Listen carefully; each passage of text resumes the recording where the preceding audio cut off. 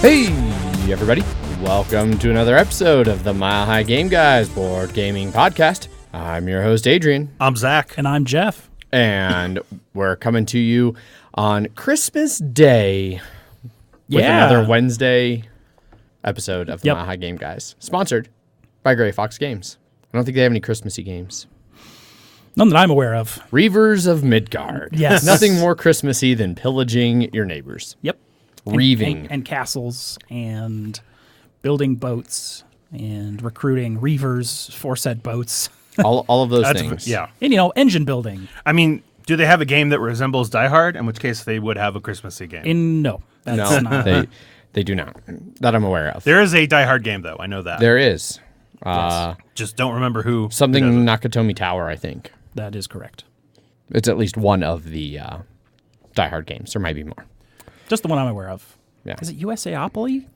Sounds right. They do. Op? The Op, yes. They sure do a lot of IP games. Oh, USAopoly. that's their bread and butter, man. That tastes like it's got some booze in it. Oh, yeah. It does. We're drinking eggnog because it's Christmas. It's Christmas, so I made us Christmas beverages. Yeah. It is a half cup brandy, half cup amaretto, 2 cups of eggnog, 3 big ice cream scoops, and a teaspoon of nutmeg for Christmas boozy deliciousness. So like a diet drink of some sort? Yeah, it's real good for you to get real fat on. Yeah. If I had to gain weight for a role in a movie, this is what I would drink all the time. Yes, it would. Although I would recommend that if you had to gain weight for a movie and you were going to resort to my beverage here to do it, I would go to Safeway at some time when the only eggnog they had was not just the light eggnog. You want to get the good, full, fatty eggnog. I'll just buy a bunch of ice cream, let it melt, and drink it. There you go. There you go. I feel like somebody did that. That was Blade Runner 2049 guy.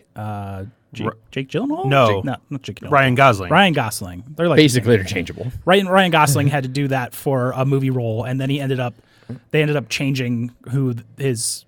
They didn't need him anymore because they got a different actor, and so he gained all the weight For nothing. for nothing. Really what happened is he gained all the weight and they were like, no. Just no. There was something about him, like he had always said, like, I'm not really good for this part. You should get someone else. And then they're like, no, we'll definitely use you. And then he's like, oh, okay. And then they're like, nah, we're not going to use you.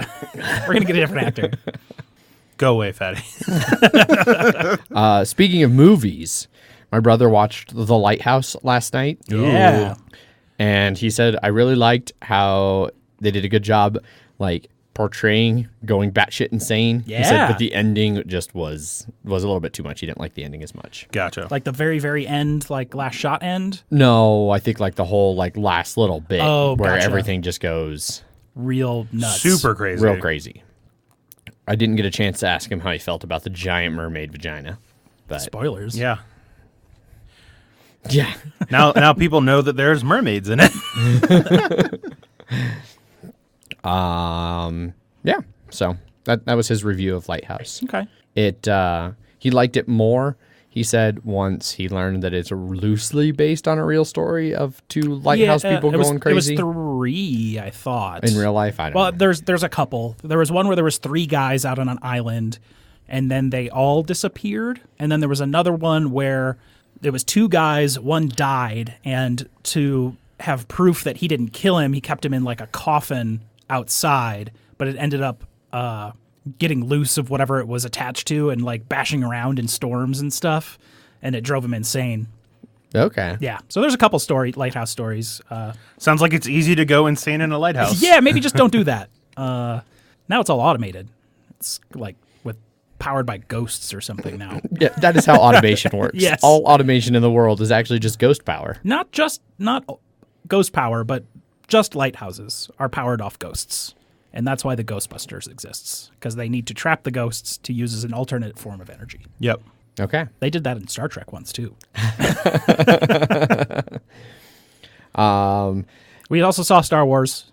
Correction. Jeff and I saw Star Wars. Oh, that's right. Adrian hasn't seen Star Wars. Yes. Yeah. So don't. So we can't even have a like. I wasn't never this gonna is have spoilers and it's going to get cut. No, there was no spoilers. Well, I was gonna say don't even give him a reaction because he didn't even want that. Yeah. Because what happened was we originally bought tickets like it felt like July, whenever it actually was. It was like November, yeah. but yes. It felt a long time ago. It was when the tickets went on sale. Yes. We bought them for the big show on Monday. Yep. And I was like, man, that's weird that it comes out on a Monday, not thinking about it, that it was actually just, the Monday after the. Yeah. And so when I saw tickets coming up for like Thursday, and I was like, okay, yeah, I can't wait till Monday, especially doing Lyft. Yeah, that's fair. And so what happened is I saw there was an 11 p.m. showing, and I was like, oh, there's a ticket in the back, and it was like 8 days before it. And I was like, well, I'll wait a day. If it's still there, then I'll pick it up on my Movie Pass, which I did. And then I was talking to Jeff a couple days later. At Andrew's holiday potluck on Saturday, which Paul did not attend because he was too hungover. And I was chatting with Zach about like, oh yeah, I was going to go see it on Thursday. Like when we saw The Last Jedi, we had found like some seats at Littleton. Maybe it was Endgame that we actually found. It was Endgame, yes. We found the random seats in Littleton. And I was like, oh yeah, found a random seat at Westminster at like the 11 p.m. show. And he was like, I'm going to check my phone. Yeah, because I was like, hey, I'm going to the 11-1, and then you show me your ticket, and it was 17 or something. Yeah. And I was like, that sounds suspiciously like the back row. And I looked at my phone, and I had 7:18. So Yeah. we 2 days apart from each other, bought tickets next to each other. and when I bought my ticket, there were no empty seats near me. No, so someone had also sold their other ticket, and I picked that one up. Yeah. Sounds like a match made in heaven. Yeah. Definitely. It would have been weird. All of the work to ship Zaf and the universe is now on board as well. And so that's when we had heard like Paul and Ant were like, oh, we were able to get tickets to a non-3D showing at like 6 or whenever it was. It was like, we worked too hard for us to get seats next to each other. We're not going to fuck that up again. Yeah. So we saw it. Yes. But We saw Star Wars. But after we saw that, I asked Adrian because he was like, oh man, I'm going to get real pissed if you guys don't like it. Well, because you had mentioned something about like, oh yeah, I've got my ticket Thursday, so if I return my ticket on Monday, you'll know that I didn't like it or something like that. And I was like, I will be so pissed. All we have done, everybody bails on my Monday showing. Is confirm that we haven't returned our tickets for Monday. Yeah, yet. I was just like, Adrian, what do you want me to say? And do you want me to just give a one-word answer of yes or no? And you're like, yes. That's like, yes. I still have my ticket. So yeah. So Megan's coming with, so it'll at least be the four of us. I don't know if anybody else has tickets. I have no who's idea. coming, but yeah. So we'll get to see that tomorrow, which is 2 days in the past for podcast listeners. Yep. But yeah, so Star Wars we'll talk about next week maybe. Yes. And that'll give you all like I'm sure everyone has about a seen week the to see it. reviews that have not been great. Yeah, the reviews have been mixed. So, Yes. My rough, so I've been trying to stay far away from all things, but the Yeah. rough impression I've got is, did you like? And I would say make sure you just keep your eyes like at us. Don't fucking chat. Don't look at the chat and have it. The impression that I have gotten has been that the barometer for whether you'll like this one is, did you like The Last Jedi? And I want to say to an extent, more or less, that kind of gives you an idea. Yeah. So yes. Yeah. So Star Wars. Star Wars. Star Wars. Anyhow, well, yes. What else also came out on Friday was The Witcher on Netflix. Oh yeah. Netflixer? Netflixer, yeah. And I've watched the first couple episodes of that, and I've been enjoying that. As someone who didn't play any of the other games, so Cool. yeah, you should definitely look into it. I definitely turned on subtitles at one point because I was just like, I have no idea these words that they're saying. Like all the, phrases for what things and people and places and shit like that I was just like, I wasn't familiar with at all. And I was just like, okay, I need to really understand the actual words that they're using. So I'm going to turn on my subtitles. Yeah, I really want to watch Witcher. I hadn't realized it had come out yet. I didn't really have time to watch it from when it came out to now, but no, I mean, there's lots of work. Yeah. I didn't have enough time to watch Mandalorian until the Mandalorian's episode 7 until like a day or two ago. So I watched it on Friday with Megan. We both liked it. I liked it too. I mean, I've liked all of Mandalorian so far. Same here. I mean, it even came out on Wednesday. Mm-hmm. Yeah. We binge watched pretty much all of it. She still hasn't seen the first episode because she was still in bed on gotcha. Tuesday morning when I woke up, and we ended up binging Mandalorian on Tuesday instead of snowboarding. We snowboarded on Monday, and then we spent Tuesday. I got Disney Plus Monday night, and then we spent Tuesday morning binging Mandalorian instead of snowboarding because it was like 2 degrees, and we were both kind of like, cold. Yeah, fuck that. Yeah. So, I watched all of The Expanse's new season, and it was real good. Right on. Expanse continues to be real good. A lot of people were like, I wonder if the budget went higher. And it wasn't that the budget was higher, is they had like 3 or 4 less episodes this season. So the money got spread around. Per episode, the budget was went up. higher. Yeah. Because it was only 10. Versus 13? Yeah, 13 or 14, Okay. something like that. The other thing that ended that we haven't talked about, and I don't know, maybe you're not caught up on it, Zach, but Watchmen. Oh, no, I season watched 1, it. Yeah. Done. And fucking amazing. Yes. Yeah, it's crazy that he was able to nail it. Yeah. Well, he's a massive Watchmen fan. Yes. So if anyone was going to do it, it was going to be Lindelof. Yeah. Yeah. I was reading an article where like somebody was like bugging him about like, hey, is there going to be a season 2? And he was like, Nope. yeah, maybe, but it Probably probably not. won't be me Yeah. if it is. I mean- because he's like, I don't have another story to tell, and I don't want to do it just to do it. Mhm. It's like There that's definitely fair. doesn't need to be No. one. No. I think if it was a one and done, great. The problem is I love all of the characters. And Oh, yeah. I want to see No, more of all of the characters. Yes, that's true. But then sometimes they do that and you're like, oh no. Oh yeah, no, I know. Arrested Development season 4 and 5. And Oh god, Arrested Development. I wanted so much I know. new good Arrested Development, but Regina King, I did not know, but she was the voice actress for both of the main kids in the Boondocks. Really? Yeah, I Nice. knew I recognized the name. She played I did not both the recognize her brothers. voice. she was in the Boondocks. I saw that the other day, and I was like, "Holy shit!" Oh man, I need to rewatch the Boondocks. Boondocks is great. I think she wasn't in the last season, but like the first 3, because there was that Gotcha. huge like break. Yeah, they when were they another one. brought it back for a couple episodes. Yeah. She was in the Boondocks. Man, that's a great show too. That show was ahead of its time. And then the person that played like Lady True was in BoJack Horseman, like the pug character. Oh, Yeah. okay. Nice. Cool. Yeah. So a lot of cartoon voice actors and actresses in the Watchmen show. Oh, yeah. Which was weird. But yeah, a lot of great TV, a lot of great movies. It's a good time to be a fan of I'm glad Watchmen all of that. was around. Oh, yeah, and definitely. It just had 10 weeks and now it's over. 9 weeks. 9 weeks? It was Was it? 9 Oh, yeah, it was episodes. 9 episodes. Yep. And that's cool because he was just like, originally they're going to do it for 10. And he's like, I only have 9 episodes of stuff I need to tell. So here you go. Yeah. And that whole show from like episode 4 or 5 was like, all right, now it felt like it was getting to like the climax for like 5 episodes. And I was just like, I want this thing to move forward because I want to know what things happen. But there was like, here's this very interesting side story. Yeah. Here's another very interesting Yeah. side story. Here's we're going to change canon, but make it so much better. Uh-huh. So, Yeah, reading a little bit about his idea for like, not to go into spoilers, but like one of the only major changes they made to canon Yeah. was like, yeah, that was good. Yeah, it was So. interesting. And they didn't throw the old canon out the window at all. Mm-mm. Um, They didn't so much change canon as they just made something canon. yeah. Yeah. But they didn't negate any of the old Yeah. stuff. Yes. So, anyhow, we'll move on from that. We're a board gaming podcast, ostensibly. Watch So The Expanse. It's on Amazon and free for Amazon users. all kinds of really good stuff Watch all these things that we've been talking Yes. about. Yeah, fuck HBO. for making good content. Yep.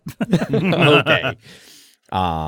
So any non-board gaming that you want to get out of the way? Because it seems like that always kind of comes up. We started to do board gaming, and somebody's Yep. like, "Oh, but I played this video game." I played, or I got the early access of Hades, Mhm. which is a new roguelike game from the Bastion creators. And Super Giant Games. yeah, I think. Transistor and then Mhm. Pyre too and stuff like that. Yep. This one is based in Greek mythology, Mhm. which is cool. You're basically the son of Hades. It's Escaping escaping Greek hell. Yeah, escaping Greek hell, basically. But it's a roguelike, so every time you die, you go back to the beginning. Yeah. But And then that's- you keep unlocking shit, and like they do a really good, like there is a lot of voice acting in this game, which I was very surprised at. Okay. And I'm enjoying like what's like the little story beats that they're giving you, and all the little things that you're upgrading and interactions that you're having and stuff like that. And like there's a bunch of different weapons you can have, and they all play very differently. and it's been a lot of fun. I've really been enjoying it. Cool. I want to like roguelikes more than I do. I have fun with them for, I don't know, 10 runs. And then I'm like, all right, I'm done with this. It's understandable. Binding of Isaac's the only one I've ever played a lot of. Well, and I like in this one is And that, FTL. yeah, because there are definitely a lot of them where it's like you fight until you die and then like that's it. But like that's part of the story, and it's not like you're starting over in this one. So it's still like you still feel like it's a continuous story even though you're going through. Yeah. Because you go until you die, but because you're the prince of the underworld, you just basically spawn back up where and it's your dad is trying to keep you from escaping. Yeah. So it's What a dick. yeah. Dads, am I right? Yeah. Dads and the rulers of hell. Yeah. Cool. I've just been playing a lot more Divinity Original Sin and continuing what I was talking about last time where I save scum by like hours because I'll get a little ways and I'm just like, something happens and I'm just like, nope. When was my last save? Oh, an hour ago? All right, well, I guess I'm done for the night. So I played through all of Bloodstained, which is was a Kickstarter Castlevania game from the creator of Castlevania. It was a fun Metroidvania, a lot more like crafting and stuff in there than I was expecting because all of the monsters drop like crafting materials basically, and that's how you make like the really strong weapons, and then you also find them and stuff too. But yeah, Bloodstained was a lot of fun. Had a good style to it. Cool. nice. And a lot of Hunt, the Hunt Showdown, which is Crytek's latest game. The late 1800s gross murder swamp of zombies against like insanely weird creatures. Has it gotten any? Has it gotten any better since like the early access? Yes. Okay, because I played it when like Eric was like first into it. Yeah. And I was like, this is okay, but this feels real rough. It's a very it's still a brutal game. Yeah. Like you die very quickly. Yeah. Well, yeah. But it's good, Okay. Cool. especially in 3 players. Right on. On that note, let's move over to some actual board gaming. Yes. So we did our traditional stream on Friday. We did a 3-player game of Feast for Odin with the Norwegians expansion. And we continue the trend of there being 2 different games being played. In this case, Zach and Jeff played the exact same game differently. Yes. And There wasn't a winner. here. There was a loser, is what you're saying. Yes. Yeah, Zach and Jeff ended up tying, and turns out there is no tiebreaker in Feast for Odin. So the 2 of them won, and I lost. Yep. And that's He- just he- a metaphor for the entire experience I've had Yeah. playing games on the stream. He tends to have tiebreakers, right? Or has it don't been know. I like the feel like Caverna have yes. one? I do not remember. I feel like Agricola? Yeah, I'm pretty sure Agricola Okay. does. So I don't know. It was rough. Well, you made yeah.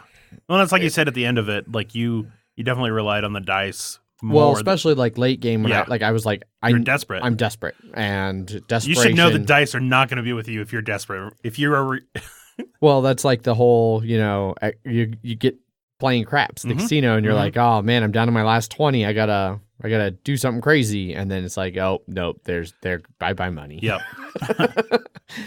So, yeah, it was good. I like Feast for Odin. Norwegians is an excellent expansion. Yes, it we had is. a lot of fun with it. It was a good stream. Stream went great. Yeah.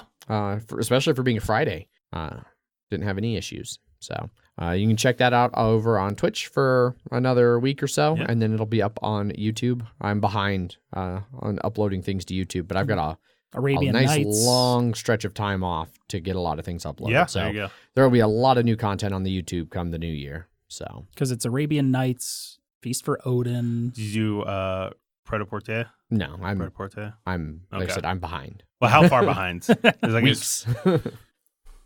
Weeks. Yes. Terraforming Mars.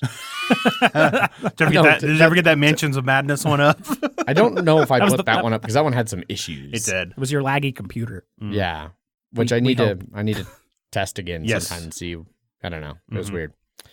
I crushed it in the dice rolls. I did a lot of raiding. Oh yeah. I crushed it early. I rolled like a couple ones hunting and fishing and stuff, and then after that, it was like, oh, you like rolling ones. Oh, you're raiding. You Yeah. still want to roll a 1, right, on a D12? Yeah. I never did hunting that whole game. It was all just raiding. raiding and upgrading, getting sheep Yep. and pigs, because pigs just They spawn Yep, off they- of themselves. they bud. Yep. Yes. Cyst pigs. Pigs. Ugh. If you've played Outer Worlds, that's kind of one of the foods in the game, and it's gross. It's also one of the foods on the in Feast Road. Yes. You were making a lot of just meat off of pigs Yep. without even killing them. Just like, Yeah. hey, Sometimes. you just cut a cyst off Yeah. and cook it up. Gross. Well, basically, all you're doing is you're cutting off the pig before it became another pig. That's all it was. Yep. So you just cut the pig in half. Yeah. And then it just grows out of each half. Like the front half grows a new back half. Yeah. The back half grows a new front half. And there's a little that's left over. Yeah. Kind of like that middle chunk. You hope they don't mix it up, and then the front half grows a front half, and the back half grows a back half. It's like cat dog in I was here. just thinking of cat dog. That's just pig. I don't want to be the back half pig. In one end and out the other. Yeah. And maybe I don't want to be the front half either. Anyway, so that was our stream on Friday. We made a lot of terrible jokes about cyst pigs during the stream as well. Yes, so we did. enjoy that. Other than that, I haven't been playing a whole lot of stuff. We wrapped up Kids on Bikes for MHGD on Tuesday. I was running that one. The ending, everybody kind of agreed, felt a little rushed because it was. It was like, just time. yeah, it Time was, constraints. yeah. How long it was was supposed to each? be just one episode. Okay. And then we got to a point in that episode where I was like, well, guys, we can go for like another hour, or we can just carry this over to like our next session. And that's what we decided to do. And then even that one, like, it just took a while to get to an end. It was like, it's getting kind of late. You should have gone the Monty Python way. Just bring the cops in. I mean, that's essentially what happened. Yeah, that's a cop out of it. Yep. The feds showed up because, hey, it's Kids on Bikes, and they got into stuff they weren't supposed to be in. But everybody seemed to really like it. It's a cool system. I wouldn't mind trying to play around with it some more. I think you could really maybe with a better DM than me, because I'm just new at this.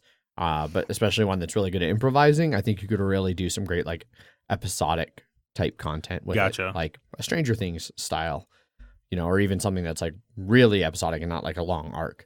But I dig it. But we're done with our one shots for MHDD. Our next session will be on the 4th, and that will be the first session, episode 1 of season 2. Nice. Have you so- revealed any of the new Characters and stuff. characters, images, that sort of stuff? Nope, we're still waiting on our art to get in. It should be in here pretty soon. We are talking about doing. I've forgotten the date. I'll have to double check because I think we're still kind of sorting some of it out. But we're gonna maybe do a character intro and campaign intro and some like mini painting stream on like a Saturday Gotcha. for just a little bit, and then on Tuesday the 4th we'll actually just be diving right in. Okay. But yeah, we all got custom minis made and we're getting custom art done. So that'll all be getting finalized soon-ish. And excited for that. Leander's running this one, and it's his own thing? Yep, it's his homebrew world. The name of the campaign, I can say, is Zarya's Champions. Okay. Zarya's Champions. I'm not quite sure how to pronounce it. I've only seen it written in the Slack. Gotcha. Can you is it still just a fantasy world, or is Yes. it okay, all right. Yeah, his is a little bit different of a it's different world than Wes's. Like Wes's world was, I mean, they're both like high fantasy, but in Leander's, at least at the start, magic's more or less gone. So anybody who chose a magic class doesn't really have powers at the start of Gotcha. the campaign. Gotcha. So You need some dragons to wake up before magic something starts. like Okay, that. Yeah. All right. Okay. No. The elves come back from the gray shores or whatever.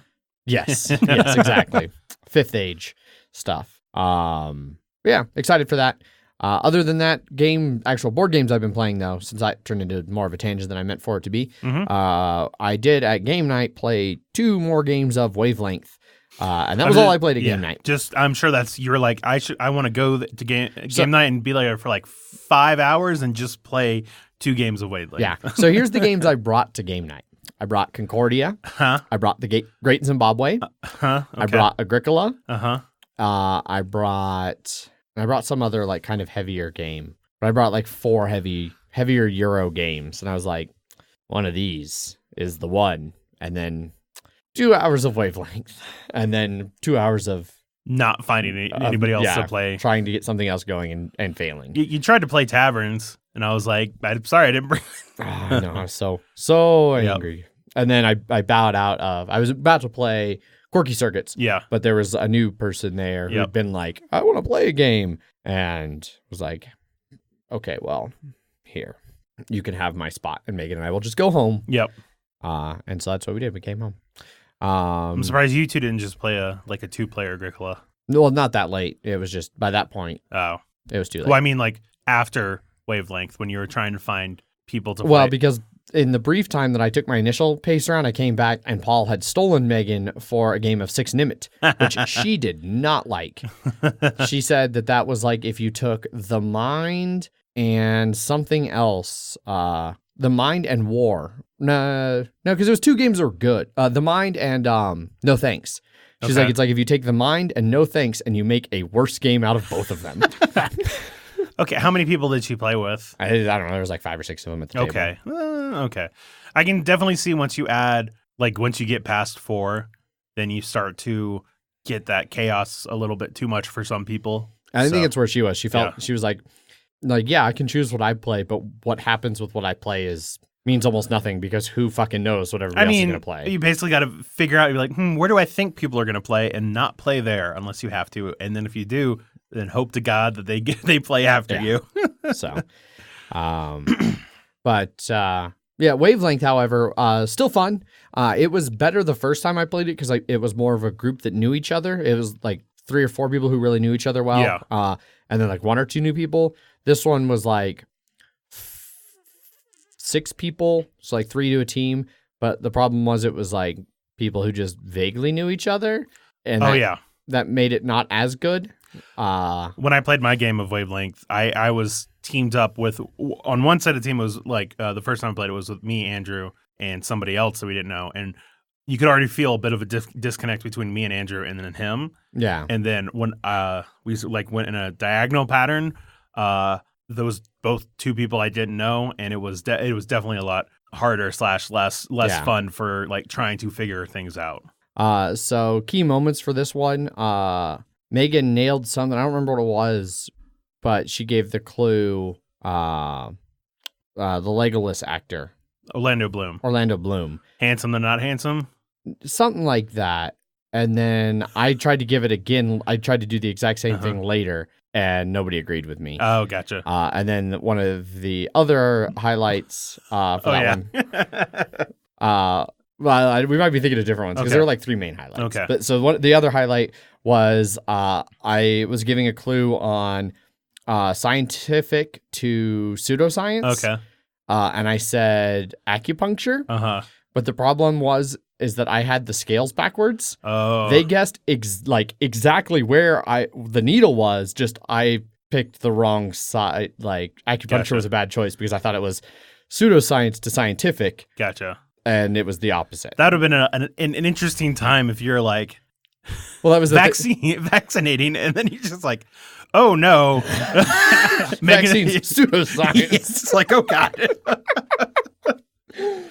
And then the other good moment, and I think this might have been the one you were thinking of. One of my cards was people I could beat up to people who could beat me up, and I chickened out on actually using it for my clue.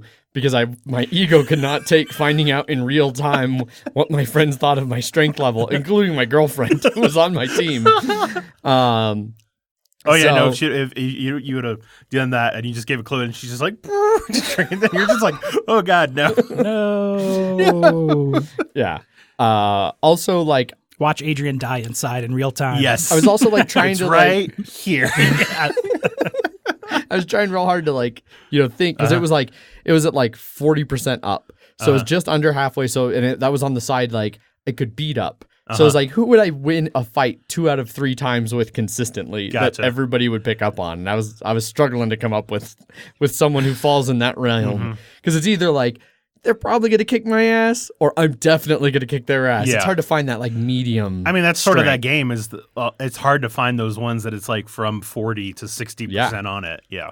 So after the fact, however, we were discussing various people and like where it would fall on that scale. And like, so Megan was like, well, it would need to be somebody who was like active at one point, who was physically strong, and like, but now is really old. And Chuck so Norris. they were like, or Harrison Ford was Oh, the one that initially came up, and I was like, He's got I that don't old know, man man. strength. That was the exact, and everybody was like, oh yeah, I forgot about old man strength. No, definitely not Harrison Ford. That'd be like way over here. We thought maybe it circled around to Dame Judi Dench. that was one. So you can beat up old ladies. Yeah, Yes, exactly, okay. exactly. You know, like I was trying to think of like Macaulay Culkin. I was like, no, he got into Nice. hard drugs for a while. Yeah. He's pretty buff now. He's been on the Red Letter Media the past year or so, Yeah. and he looks like a normal person now. Yes. Like the kid who played McLovin. like, Yeah. like Christopher Mintz-Plasse. Yeah, or could something I take like that? him 2 out of 3 times in a fight? I don't Yeah. know. Maybe when he was young and McLovin, but Yeah. who knows what he is now. Yeah. Yeah, so I don't know. So it was a tough Seth one. Rogen. Seth Rogen got fit. Did he? Jonah Hill fit now. Yeah. No, Like, I think Jonah Hill's fat again. Is he Unless fat he's fit again. Yeah. Yeah. He's gone back and forth. Yes. So yeah, Yeah. I don't know. It's hard. I don't know who I would win 2 out of 3 fights with. That's like, you know, somebody that you could give it a clue like that. Exactly. Who was Andrew Garfield? Yes. Spider-Man? Nah, I mean, he played Spider-Man. Well, who knows? I mean, it's been quite a few years since he's been in a movie, so, you know. I don't know. Washed up actors is who you could beat up. That's, Yes. that's it. Yeah. That's who you got to go for. Except Screech. Don't do that. Don't do that. It's not going to end well for you. So you've just heard what it's like to play Wavelength, because that's the conversation Yes. that happens around it. Yeah. Yep. So Wavelength, still good. Better if you know everybody. And But if you fun get conversations like that happen. and if you get really good scales, like some of Yeah. the scales are unfortunately kind of boring. Have you but- looked at any of the advanced stuff in that? So that was one of the advanced okay. ones. They were Yeah. shuffled in. We got like 3 or 4 advanced ones. They're good. Yeah. We got long-lived to short-lived, Uh-huh. and it was Kevin who was the clue giver, Okay. and he said elephants, and everybody put it like really long-lived. Okay.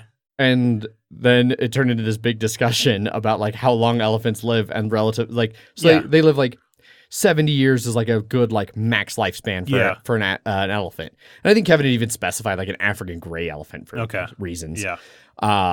And so like Paul, who was on his team, had chosen fairly high. Like that's a fairly long-lived animal. He was like, which he added animal, which was not part of the question. Exactly. I would have probably gone like 60, 65% somewhere in there. Like so you're saying like more on the long-lived Yes. half. Yeah, more on the half, but not definitely not towards the end. It was on the short-lived half. Oh, okay. And Megan and I were like, well, yeah, because shit like lobsters don't have a natural lifespan. Like they, in theory, can just live forever. Oh yeah, or that jellyfish that once like it's about to die of old immortal age, jellyfish. it just turns into a kid again. Yeah, or like trees that are Yeah. thousands of years old. Yeah.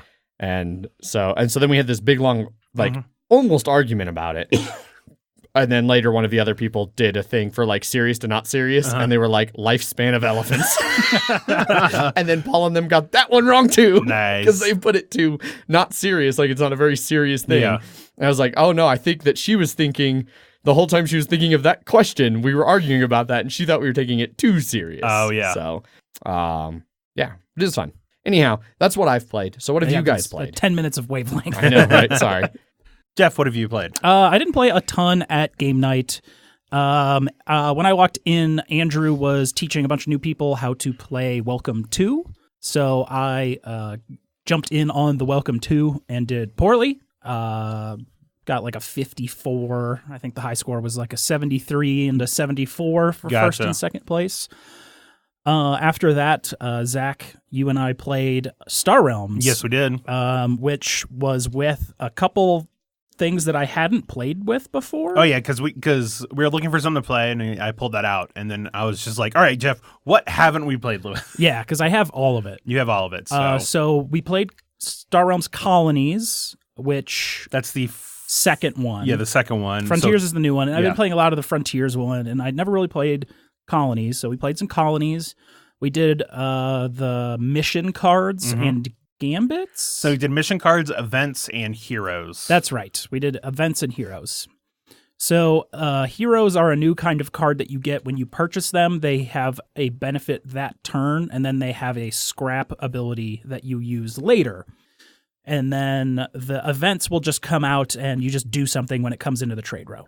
And we got a lot of them. We got like 80%, 90% of them. And they're things like whoever's turn it is now gets 4 gold, but whoever's turn it's not gets 6 health. Or they can choose like damage or money by discarding cards. Yeah. And then the other person gets some benefit, or like immediately get a free ship of like cost 3 or less. And then the other person gets health, usually is what it was. Yeah.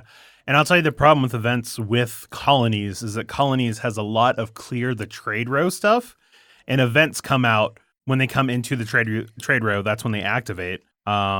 And so that's the reason we got, because they're like 30 cards. Yeah. And we got like 25 of them. Jesus. And like a lot of it was like clear the entire trade row. We're like, all right, well, let's get ready for like 5 events to come out. So whoever's turn it was, I mean, a lot of them are like draw cards or draw 3 off the top of your deck, put 2 back. So you're technically drawing 1. And so it made a lot of longer turns. But colonies in general was interesting. The factions had a lot more unique abilities, where regular Star Realms, you had a bit of that synergy, but they turned to the synergy stuff really more specific in Colony Wars, specifically with the blobs. It was a lot of scrapping trade row stuff, where in regular Star Realms, it was a lot of Draw a card, do more damage, and like destroy bases.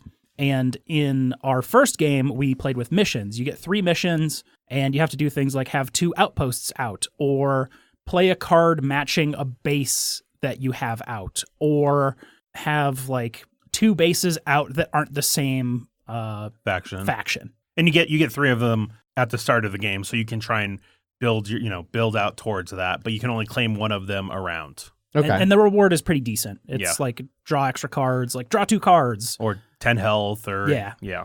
But if you get all 3 missions done, you win. I was not able to get mine because the outposts, like I only had 1, I had like 10 bases, but they were all regular stations and not the outposts. And none of the outposts were coming out. And when they were coming out, we were wiping the whole trade row, so I couldn't even buy them. So Zach ended up winning that one.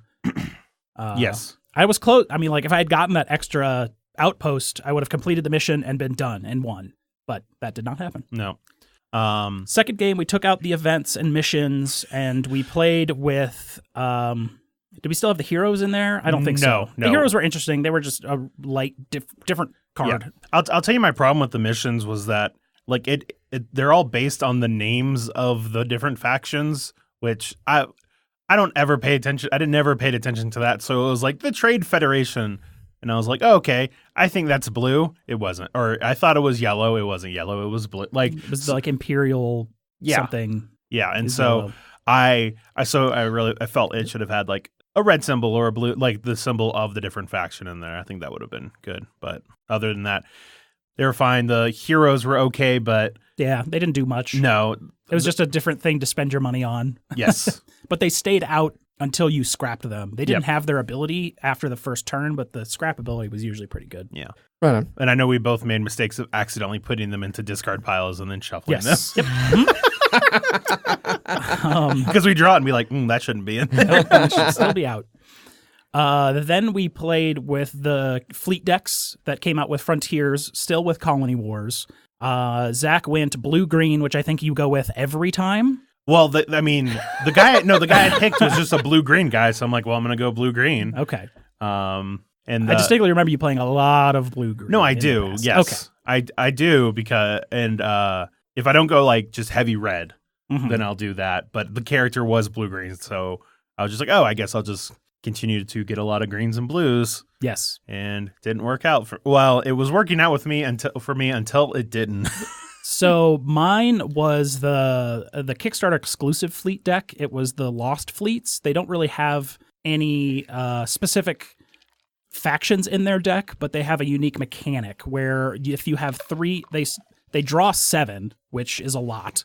And if you have 3 of the same kind of their Lost Fleet ship, you can scrap them and get a bonus, as well as get a free synergy with any other faction. So it was a lot of like, if you had 3 of their little Viper equivalents, you would do 3 damage because each has 1. Then you would discard all 3 and do an additional 4. So you would do 7 damage with those 3 ships that one turn. And then there was like a health one or scrap a card one. And then there's a couple wilds that count as any of the other types of ship if you want to try and get that synergy going.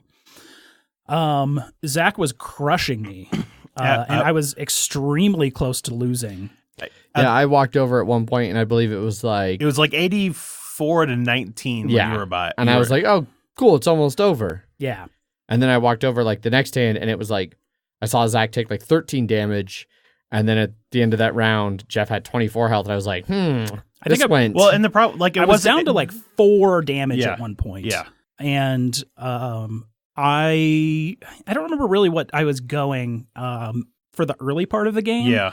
And then I just started going hard yellow. Which, if you don't know what hard yellow is like damage synergy and making your opponent discard cards. Yeah, like all of the cards. I was getting enough cards in because I was drawing 7. I was getting a lot of synergy, so I was making Zach discard 2 to 4 cards every turn, making him only play 2 to 4 cards. Yeah, which was very beneficial for me because once I got my stations out, like you might have a good hand that wipes out the stations, but you weren't doing any damage to me. And I had a decent amount of stations too, and so half the time it was just me playing stations that aren't that great by themselves. You need other cards to really play off of them. Yeah. And so I was just building some stuff up, and then you just started, and then you're making me lose 2 to 4 cards a turn, and then started breaking up the damage of like, it was like 10 damage. Okay, we'll take 15 now. Oh, take 32.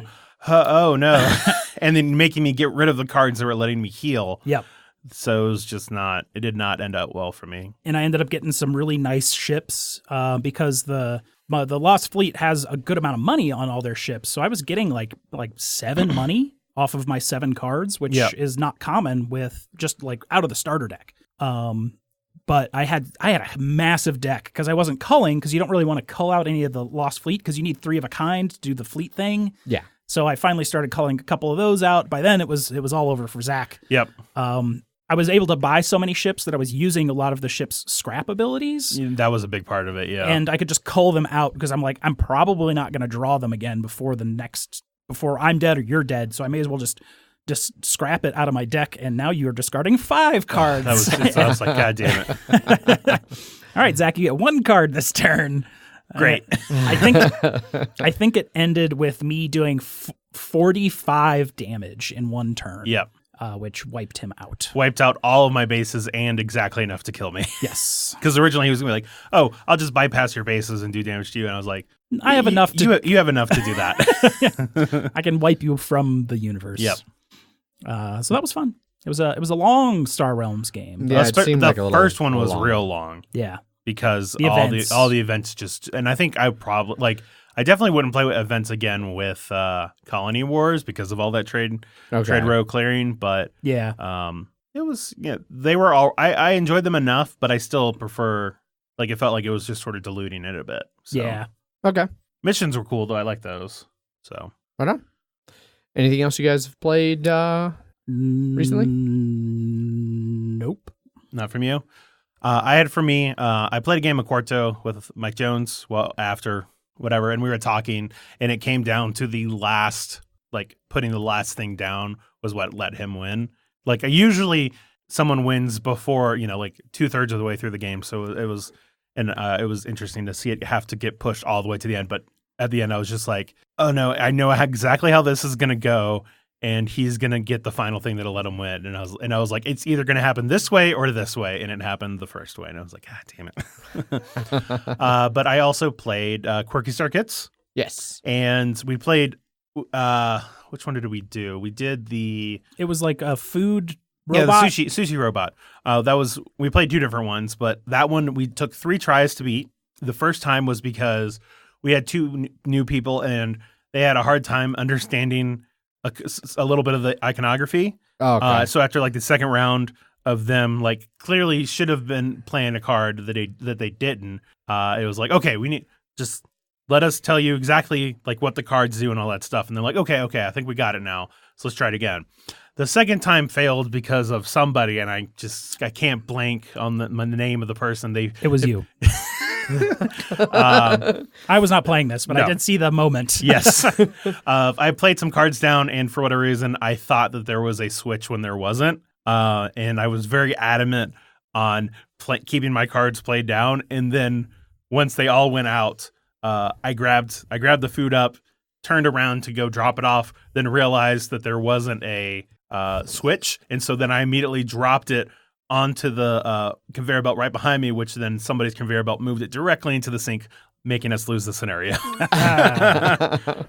And still, the third time we ended up beating it.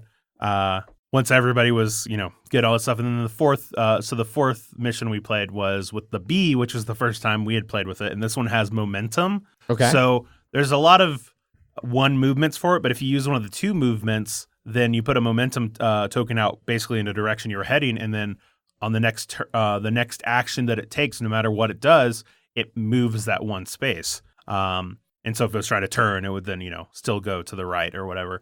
But this one was the only one I'd seen so far where if you bump into something, you start taking battery damage. And all it took is for one person we all assumed to do a 360 and they just decided to turn right instead, or not a 180. And they decided to just do a 90-degree turn. And we ended up taking like 6 damage from it because it was just bouncing along in this very narrow corridor, and it kept moving left and right. And we're just like, oh, God damn it. But that one was interesting enough. We were able to deliver 2 of the 3 seeded packets, but we ended up losing. Still really like that game. It's definitely a cool, programming meets the mind, quote unquote, whatever. Yeah. So yeah, I definitely want to give it a shot. Everybody seems to really be enjoying it, and I think that I enjoy action programming games like that enough. And I think especially with it being more of a cooperative game. Exactly. You're all controlling the one, so you all fail. It's not like in Robo Rally where something happens and you just keep rolling around. Like everybody is doing that, and we're all just like, God damn it. Yeah. So yeah. Which I don't know. Like Robo Rally has never been like that one wasn't that bad for me. Well, there was something else I played though that was an action programming that I. Well, yeah. Oh yeah. That's what it was. Mechs that versus did Minions? not work. No, that did not work for me. So, but yeah. I want to give it a shot. I would have played that on Wednesday if there hadn't been a new person who really clearly wanted to get in on a game, and I didn't want to be like, sorry, new guy. Yeah. And then I technically played. Oh, not technically. I did play Haggis at the beginning, but it's a trick taking game, so it played like a trick taking game. Yeah. Like I don't really, no, like it played a lot like Custom Heroes. So okay. Minus the cards. Card crafting. Card crafting. Yeah. Cool. So. Right on. That wraps up what we've been playing then. Jeff, Bloody Minute? Yes. So I played my quarterfinals game against the Oath Keepers, which was a dwarf team. This was Rulan's team. I hadn't played against him since, I don't know, a season or 2 with my Lizardmen. He really hates playing Lizardmen. The last time I played him, he was playing Orcs. I think he had this team just this season, made it into the playoffs. And we met up and started playing our game. We ended up buying a lot of stuff before the game. Like I bought an extra. He had bought an extra blocker, which is like a dwarf lineman. And so I was like, I'll buy an extra skink. And that gave him like 90k inducements. And after that, he had then bought another dwarf because he had 90k. I mean, in difference and 90k inducements isn't going to get you anything. So you may as well spend 70k of that on another dwarf. Game started, I received, it was nice weather. He had fame. There was no inducements and, big nothing first couple turns. I hit him a bunch, didn't break armor. He hit me once or twice, nothing there. And then I started getting my skink with the ball around, to the side, kind of lined up my Lizardmen on the sideline to sort of not quite cage the skinks, but to keep my skinks safe, because almost his entire team has tackle, which all dwarves do, except the runners, and pretty much everyone comes with block at his team build. Like his runners had block at this point and a plus strength runner. And this game was going to come down to whoever started taking casualties first, because we're both like big armor 9. He has 4 guard. I have 4 guard. Whoever has a guy out first is going to have a bad time. So I made sure I'd fouled his runner on turn 3, and I had a +3 to the foul. I mean, I'll definitely sacrifice a 60k skink for a 120k runner. Ended up KOing out the runner on a 9. Nice. Dwarves have thick skull. Normally it's KO on 8 or 9, but thick skull makes 8 into a stun, so I can only KO him on a 9 or casualty. So I fouled him into KO, no ban, and then another turn or two went by. He had a Troll Slayer on the sideline because he had based my skink, and I think he had hit him, but it was like a 1 die, and I had sidestep, and so I was able to get him out of the way. And then I hit him with the Saurus, and then I hit him again, turn later, and he didn't get up, and so I fouled him. And I did get banned, but I broke his armor, which sent him into casualty with another like 10+, and I rolled dead on his injury, which he appoed into a reserve / badly hurt, which use an appo on a badly hurt, it just goes to reserves. So at that point, he had a KO runner and a reserved Troll Slayer. Also, his bench had a Death Roller and his other blocker in it. So he had 2 guys off the pitch now, 9 to 10, because I had a banned skink from the second foul.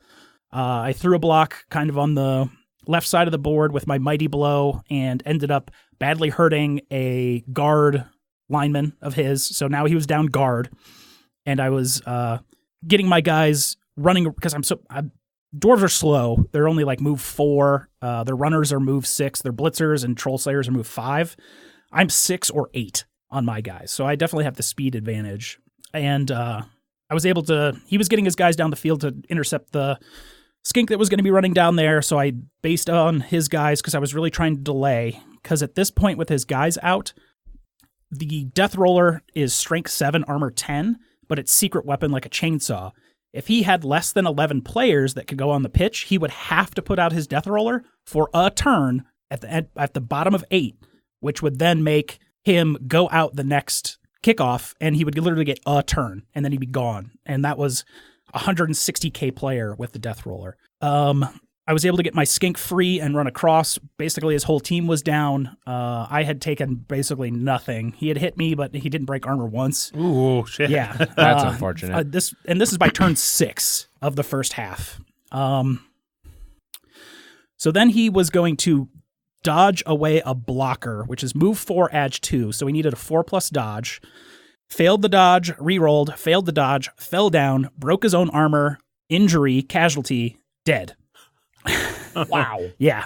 And that's where he conceded the game to me at the bottom of 6 with a dead blocker, a dead guard blocker, a badly hurt guard blocker, a KO runner, and his Troll Slayer in reserve with another blocker and his Death Roller that at this point was going to get a turn at most to throw against me. So he conceded the bottom of 6 in the first half of the quarterfinals. I feel like this is the first season where I've ever heard of people conceding. Like, and it seems like it's happened to you I've lot. had at least 2 or 3 concedes. You're crushing it, Jeff. Twice this season, the first game of this season, it was a concede at the top of half against the champion from the previous season, just because I was messing him up so bad with the minus. I was minus moving all of his plus move dudes. So you don't want. Yeah. So I'm into the semifinals. We're still waiting on Paul to play his quarterfinals game, and he's playing Kemri, who last time he played Kemri, they fucked him up bad. But he's missing his like super murder guy with tackle, frenzy, mighty blow. So that'll probably be an easier game for Paul. But I mean, that Kemri guy even fucked me up hard. Like, if he rolls well, he will absolutely destroy you. Which there was nothing you could do about it. Like, that's what I did with Tarulon. Like, I rolled super hot and fucking ruined him. So, I mean, technically I only just killed one dude, but at that point he was so down that it was basically going to be me running over him for the rest of the game. So yeah, I got 2 MVPs, 130K in gold, 1 because I get his winnings and my winnings, his MVP, my MVP. I go up in fan factor. I have 11 fan factor now, which is insane Good God. Yeah. The fans love you, Jeff. Yeah, clearly. They're rooting. This is your time. This is the now. This is the now.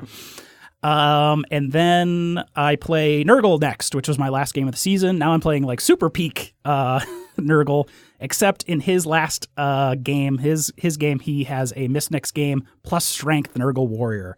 So he's missing one of his 4 warriors that had a plus strength. So now I just have to worry about 2 Mighty Blow Claw guys, but he only has 1 guard, so I have high hopes. But as Phil rolls, like Use his dice. yeah, just use his dice the whole game. That's what I told you, man. And make him use yours. I cannot make him use mine. Phil, we're swapping dice. Yeah, not allowed, but you can use someone else's. So yeah, Cool. going into the semifinals. And then it'll be Ant versus the winner of Paul, the Wood Elf Khemri game, and then it's going to be Nurgle and I. So I'm at least guaranteed a 3rd place game Right on. at this point. Way to go. Yeah, it was a very short game. It was Yes, like it 40 was. minutes. Yeah. Cool. Well, with Bloody Minute wrapping up, there is no KDM hour this week. Nope. So The new app version came out. So It did. woo. Woo. So sometime next Sure. year we'll play. Yes, since that's in like a week. Yeah. that's the joke everyone makes at this All right, time of fine. year. Adrian, Fine. Next decade. Is that better? No, no, it's worse. It's somehow worse.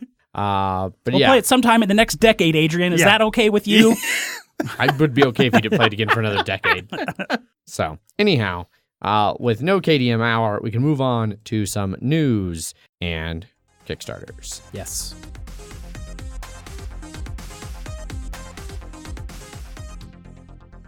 First up in news this week, we have a new expansion, possibly the first, for Through the Ages. Well, The and new it's- Leaders and Wonders. Yeah, and so this one had been announced for Essen of Yes. this year, and then people are like, "Well, it's Essen of this year. The fuck, Czech Games," and it turns out that they had to delay it till fucking Q2 of next year. Yeah, well, because their card backs didn't match, Exactly. and people were like, "Come on, guys." Yeah, people would be real huffy about that. Yeah. And Well, and it was So- originally delayed because of that, and now they're like, And it's now a little they're- bit farther it's now. going to be delayed for more. Because the paper supplier for Through the Ages went out of business. Yep. So that's just, So the exact paper used is no longer available. which I'm still just so confused about, because it's it's been like 3 years since I played, but it's a card game, right? Yes. Yeah. So it's just cards. Yeah. So what paper are they even talking about? Like the stock, the paper stock for like the cards themselves.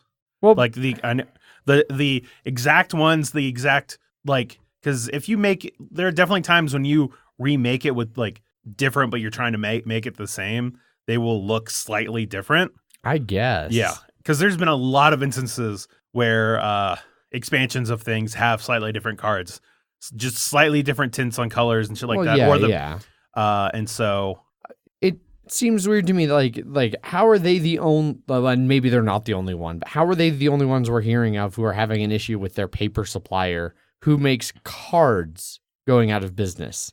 I don't know. Like how many card distributors do they have? Like, There's probably was it quite just a few. was it like some random German guy in like a shed making his own cards? there's a random just Czech for guy. this one. Come on, man. That's Splotter's supplier. Yeah, it's spot. Did he go out of business? Are we going to be hurting for the next Splotter? I hope so, but probably not. Yeah, especially because, and it's weird how they say like there were the two reasons: the paper supplier went out of business, and They then used very bespoke second, cards. the card stock wasn't consistent across Yeah. any of the printings. So Well, so now they're just basically going to reprint all the cards in this new style / with this new stock, so it'll all match. But and it'll come with the expansion. Yeah. But with all that shit, that's gonna bring it to Q2. So yeah, which I mean, I guess maybe that's why their paper supplier went out of business, because their paper supplier couldn't even match the same card stock for print runs. So every copy of fucking Through the Ages has a different paper quality in it. Can't wait for somebody to open theirs and it's like paper money style cards. Oh God, Good luck shuffling this, you bastards. No. tried to shuffle it, and now it's just I just crumbled all the paper together. Yeah. So I don't know. It's But what the expansion actually adds is leaders, wonders, and military cards into the game. Hence the name, New Leaders and Wonders. Yeah. Yeah. No, it very, makes sense. very on the nose, much like Splatter. Oh, yeah, yeah. So yeah, it was more about that it was delayed more than anything. Yes. And the reasons why. There you go. Now we know. Next up on news, we have something that you guys know what it is, and I do not, called Is This a Game? Someone explain this to me. It's Japanese, right? Yeah, so it is a Japanese, Like an exhibit? almost like a mini convention kind Yeah. of a thing. So is this a game? And it's like an event where people do, it's like art, like modern art meets board game design. Yeah. Where like you just smash things together and basically are asking the question like, It- what is the limit of what Yeah, makes a is game this a game? Yeah. And this is like where that Stonehenge game came from, Yes. So Stonehenge came out of this one the last year. This one there were Is that the one with the swinging ball Yes. thing? Yes, okay. it is. That didn't work. But anyhow, there's 17 designers came together. There were twice as many games with air quotes there as there was last year, and it was in a 4-time larger space. So they are growing rapidly. And reading through the Twitter thread about this that was then transposed over to Board Game Geek, there were some interesting things there. Like some of it fell into the regular category that I think some modern art does, where it's like, who gives a shit? Yeah. Or like, wait, seriously? Come on. But some of them actually seemed kind of interesting.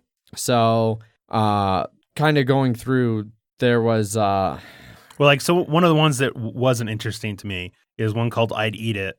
And it's where Yeah. you come up with a course meal using 9 ingredients. And if you'd like the course, you'd say, I'd eat it. That doesn't really sound. Yeah, so like everybody has the cards. It's from Jordan Draper, who did Yeah. the whole Tokyo series. Yeah. So he must live in Japan or designs a lot of games in or for Japan. I don't know. But anyhow, yeah, you have a bunch of cards that are all the different ingredients, and you pick 9 of them, and then you just lay them out. And I think like everybody just goes around like, yeah, I'd eat that. And I don't know, maybe you can like kind of be like, all right, everybody at the table would eat your meal. Next person go. I don't know. Like, No, I can see how it's a game. I It's know. like a social game Yes. kind of a thing. Yeah. It just So- doesn't seem like an interesting one. No, I agree. Where you have one here that I like, message of the rule, and there's a mysterious game box on the table, and players guess what the rules might be based on the notes left by the previous players. So Yeah. like a deduction style thing. One of the ones that I liked was, let me see if I can find it here. Is this a game? Eggs of Rules. You buy a capsule that contains a rule sheet by putting a 100 yen coin into the machine. You can then throw it away or keep the rule to develop a future game. So you get individual rules and then you can do things with them.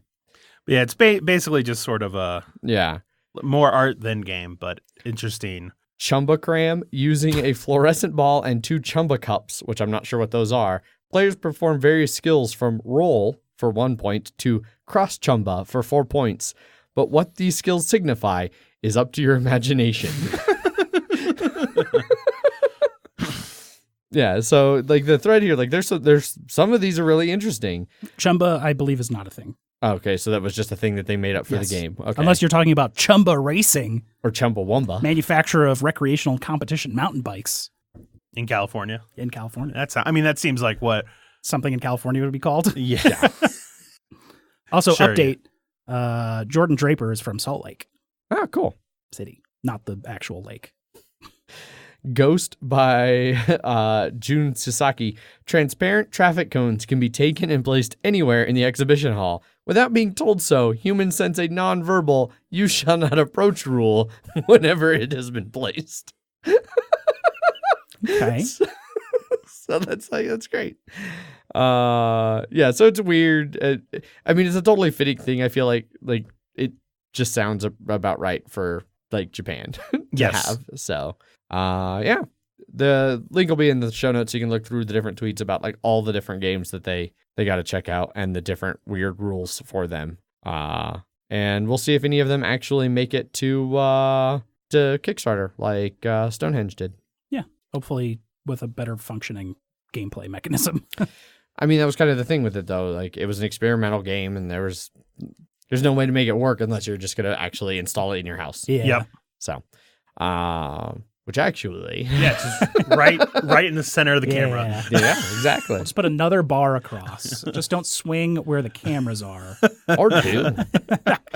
Just see how it goes. A nice metal ball bearing into the camera. Yeah. Anyhow, next up on news. Remember how Sheriff of Nottingham disappeared for a while and changed publishers? It's because there's a second edition coming out. I guess I didn't realize it had changed publishers. I didn't either. So yeah, it was originally Arcane Wonders. It was part of their Essential Game series or something like that. They work with Tom Vassell, I think. I think this was the first game in that line, but then Asmodee bought this one. I want to say we talked about it like 3 years ago. I mean, that very well I've may be the I've case. effectively forgotten about it, Jeff. Yes, so. that's fine. That is understandable. Yeah. And so, yeah, Asmodee has it, and now they finally released it with new art. Simon specifically. Simon, yes. Yeah. That's what I meant to say. Yep. My bad. It's all the same thing at this point. Right? Yeah. Yes. The Disney of board games. Pretty much. Yeah, so Simon's releasing it through Asmodee USA. That's what it is. Okay. Which is a weird Yeah. statement in the first place. But yes, they originally acquired the rights Simon in 2016. So yes, we probably talked about this 3.5 years ago. Because we were probably playing Sheriff of Nottingham Yeah, on and off at that point. Exactly. Anyway, so the new edition is going to be updated one with a couple new add-ons. And it's also a complete version because it's going to include the Sixth Merchant, the Black Market, and the Sheriff's Deputies, which were different expansions that had come out for it. What was the wasn't there like a Robin Hood one? Merry Men. Merry Men. Yeah. Okay. Yeah, which I don't know if any of those are part of that. I don't know. I don't know I what think I don't it was- remember what the rules for Merry Men were. I never played the expansion. They were trying to you were trying to smuggle them in, and they were like give you extra bonus stuff. Yeah. Yeah. I don't know. Anyway, it's going to come with new artwork and the latest version of the rules. Although I don't think there was much in that needed a lot of clarification, but maybe. Yeah. I don't know. I don't remember there being deputy standees. I remember talking about the deputy thing at some point. Yeah. Because one there of the was expansion things. Yeah. I don't remember what they do, Yeah. but they help you somehow if you're the sheriff. It's something. Yeah, they can help you try and figure out to go yes or no on or something like that. Mm-hmm. But yeah. But it's going to be $39.99 retail, which is That's not not a bad bad. price at all, especially with the add-ons included. Haven't played it in forever, but I remember it being a pretty okay game. it just is very group dependent. Yep. Yes, very much so. Especially when you throw in the house ruling of giving money to other players to other players giving money to the sheriff to then go into I don't someone think that's else's. a house rule. That's a rule. I don't think it is, because I remember the last time us doing this, I was like, I think that's just a house rule that we've been playing, because there wasn't anything specific in the rules about it. Third parties coming in between the sheriff and whoever was trying to go in. I don't know. It seems like it could be right. Yeah. I don't know. Anyhow, new version coming out. Indeed. So if you're interested in it, check it out. Yeah, if you don't already have sheriff, I guess you can Right. buy it again. Well, maybe I'll donate mine and pick up this new one. Yeah. Especially because mine's in used shape. Yes, it is. Same for mine. Mine is probably pretty unplayed. Yeah. We wore through it a little bit. So next up in news. Next up at news, a board game trademark garbage people that is Golden Games, where this all came from. Golden Bell. Golden Bell, the wonderful people at Terrible Golden Bell, went on the People's Court with a nice lady that was trying to get her contract canceled and money that she was owed from the trash people at Golden Bell. Yep.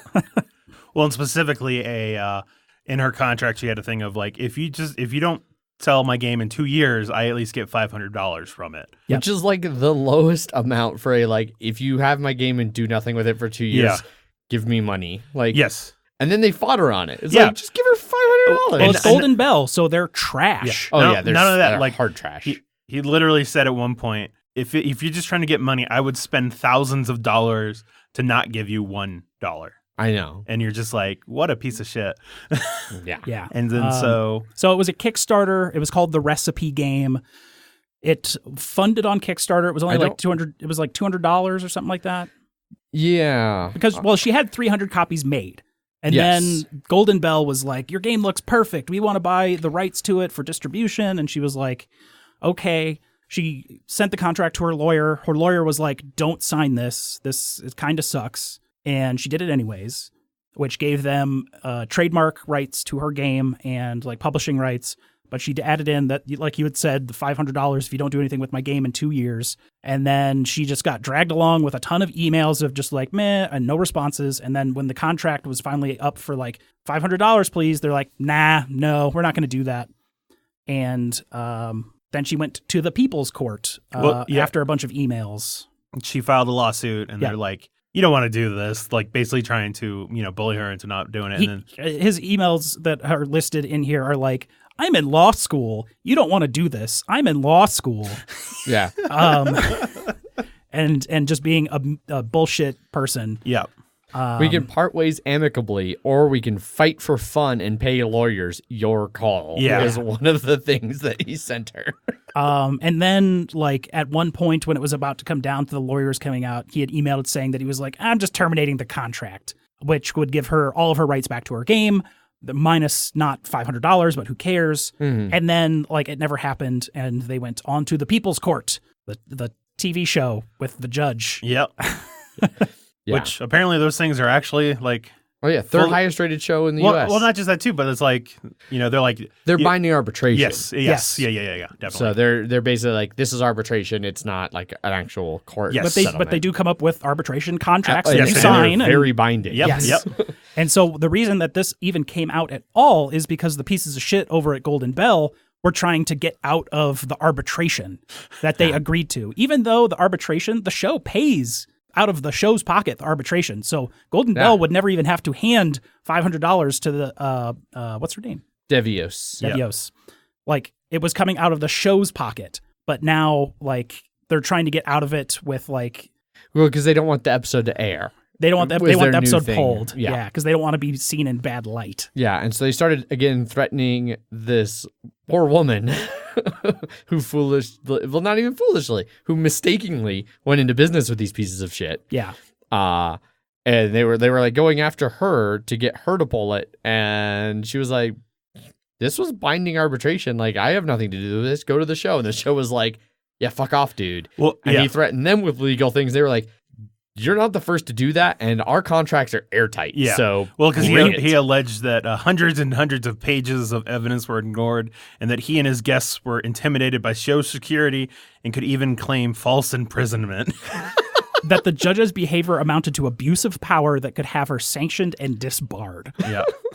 But like in all of these emails, it was like he said that he was going to terminate the contract, which even if he doesn't, like her lawyer's like, he's already dug his own grave. Like, you can take this to actual court and then it'll be just kangaroo that shit right out. Yep, you said terminate the contract and it's terminated. Okay, bye. Yep. Like, yeah. But because the suit was only for $500, but not $500 and getting the rights of her board game back, that's where a lot of the recent drama has come from. Yeah. So definitely a shit show. And if you're a small, game producer and you're running a game on Kickstarter, and somebody from Golden Bell reaches out to you, tell them to pack sand. Yeah.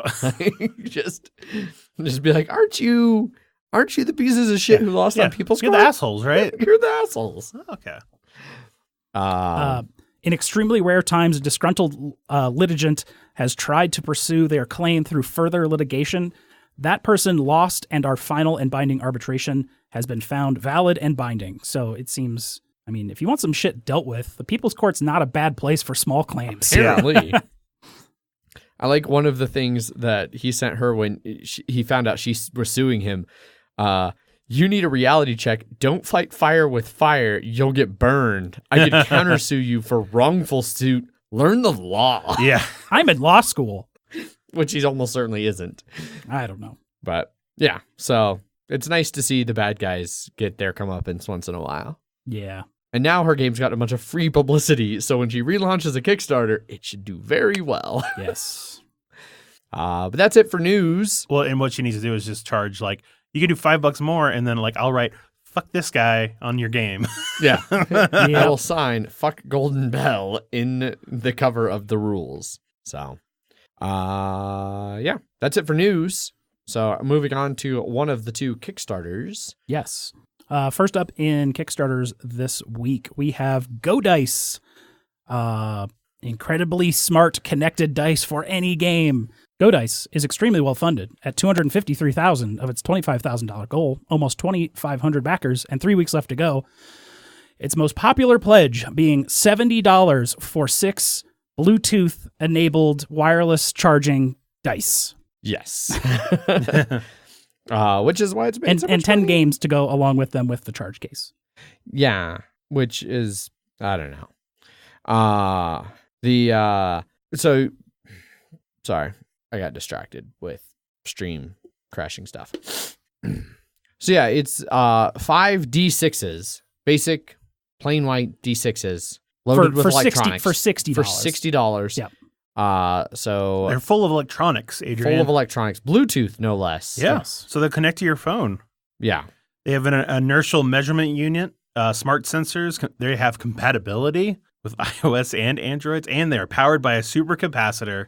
Supercapacitors. Yes. That thing from Avatar is in these. They float. Yeah. Unobtainium? Oh, yeah. Unobtainium-filled dice. Oh man, now I want to rail about the stupidness of the name unobtainium. It's a thing. It's actually a scientific term. Yeah, but it's not for floating fucking metal. I mean, it kind of is.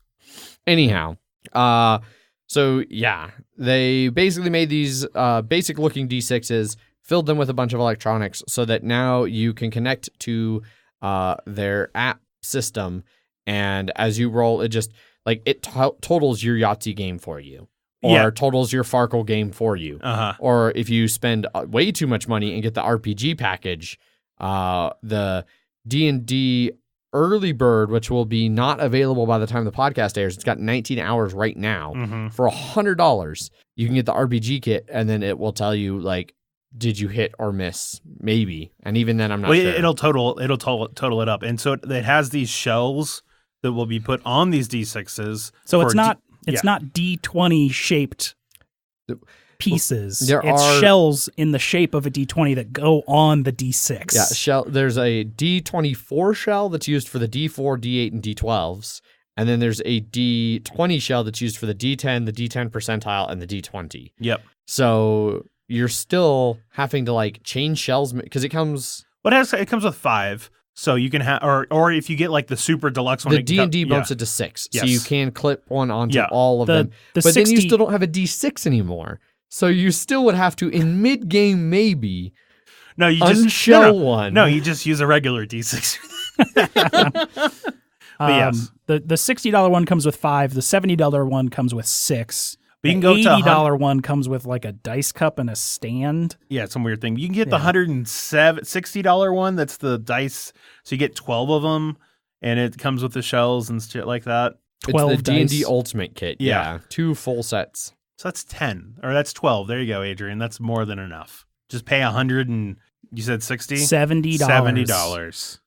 But yeah, like you can tell, like the 10 games that come with it are Yahtzee, Farkle, Ludo, Poker Dice, Ship Captain Crew, which I've never, Bar Dice, Pig, Unlucky Sevens, which sounds like fucking craps. You remove any combination of 7. Midnight and Mathmaster. Gotcha. So, I mean, this seems like one of the things that could be interesting for other applications of it, but not like these. Like, what, if you say you were playing Blood Bowl 2 and you wanted to really roll those dice instead of letting the computer roll it instead of you. Having it connect to the actual game. Exactly. Yeah. That sort of thing would be interesting, but it is like just the games themselves here. It's one of those things. It's like, here's this cool idea and a bad implementation of it, or just a flawed or half-baked one. Yeah. An expensive one. Yes. As well. One. Well, I mean, it's clearly worked. They're funded. Yes. So, I don't know. Like, even I was trying to think, like, because even expensive electronics on Kickstarter's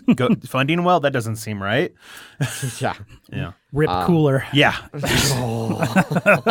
Yeah, $14 million, man. Because it's a cooler with a blender and a Bluetooth speaker. So people wanted to spend all the money on that. So that was insane. Yeah. I'm glad I stayed far away from like, this. did some people get it?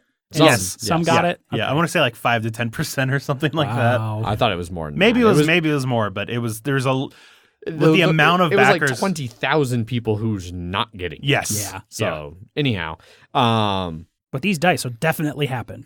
Yeah. They bring the most popular classic dice games and RPG to the 21st century with the finest quality, design, and technology, Adrian. So Technology. So Until they stop supporting the app, and then you just have some really expensive D6s. Yeah. right. They're like $10 each. Which and this is the big problem that I have with it is like if the RPG set was they took this technology and shoved them into a set of 7 actual D&D dice, then I'd be more for it. But I already am super sketched out by just clipping, 2 halves of a clamshell D24 around my D6, Yeah. and then expecting that to be in any way, shape, or form balanced and reliable. I don't know. I'm super skeptical. It's technologically balanced, Adrian. Sure it is. Uh-huh. I have no doubt. I'm sure all the internal electronics aren't weighing it over in any particular way or anything like that. Yes, I'm sure the it's flat board in the middle of the die. Yeah.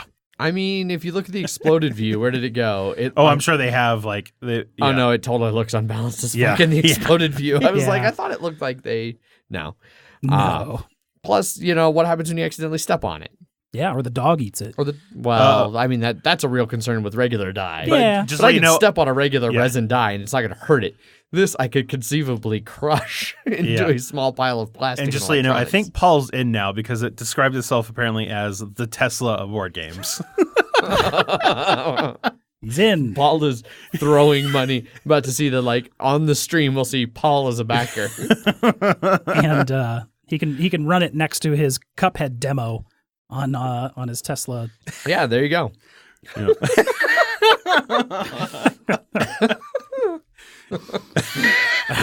All I'm right. never getting rid of the empty cap spot just Yeah. because of how often it thwarts Paul. Yeah. Every time he forgets. He's just screaming at a brick wall, an uncaring brick wall. Anyhow, that's Go Dice. Go check it out if you want some overpriced Bluetooth dice. Yeah. Oh, and if you can't do simple math, I guess maybe. I know a lot of people that would need that. Last up on Kickstarters because it's Christmas, so nobody's launching fucking Kickstarters this week. No. We have Unsettled, very well funded, 382,000 of its $40,000 goal, 4,800 backers. 2 weeks left to go. Its most popular pledge being $89. Yeah, so Unsettled is interesting. Yeah. It's a sandbox survival game in the bizarre and wondrous reaches of deep space, as they put it. So it's a cooperative game where you're exploring space. Yeah. And different planets and Mm-hmm. things. There's A planet at a time. a planet at a time, yes. But there's no enemies, no combat. It's like you are just an astronaut in real life going to a new planet and what are the millions of ways that space and or this new planet can kill you? Yep. Can wreck your shit. I've seen The Expanse. Yeah. I can come up with a couple weird ones I'm sure, now. I'm sure you could. I mean, I watched The Martian. Yep. Yep. Now let's put alien bacteria. Right? So the really kind of interesting thing about it is there's the core box that you can play, and it's got different scenarios. But then The Unsettled base framework, they call it. Yes. And then you can buy standalone planet expansions. Which this will come with four four of them. One is Kickstarter Exclusive or community designed. Community designed, yes. But yeah, basically, it's sort of like time stories. That's what it kind of reminds me of. It's like Time Stories, where each planet you can get as a different plug-in thing that you'll pull all of the cards and everything for and mix them in. Only this one, it sounds like they kind of add new components or new rules as you add them in. Well, I mean, each planet you're gonna have to deal with different shit. Yeah. But yeah, and then each planet is supposed to be fairly replayable just because you won't ever go through all of the shit for that planet. How to play is not really super well lined out in the Kickstarter. I was trying to look through earlier and understand how to play. They talk a lot about what's inside the boxes. They have recessed sweet game trays, player boards. Yeah. How to play is look at all this cool stuff and you're like, ooh, that's cool. Yeah. That's how you play the game. Correct.